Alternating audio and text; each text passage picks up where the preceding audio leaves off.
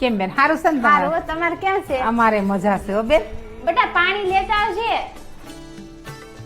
चले बांधने बंधन हाय रे दिल में है ये उलझन मिलकर क्या बोले।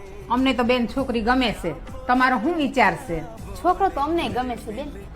બેન તમને છોકરો ગમ્યો એ વાત સાચી છે, પણ અમારા ઘરનું મકાન નથી હો, અમે ભાડે રહી છે.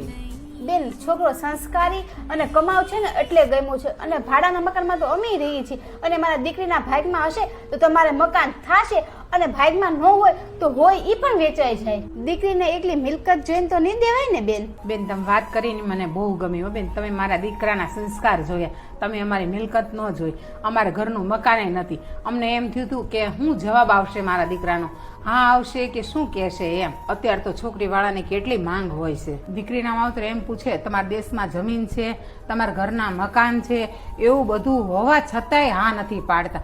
શું ખબર દીકરીના માવતરને કેવું જોઈએ છે.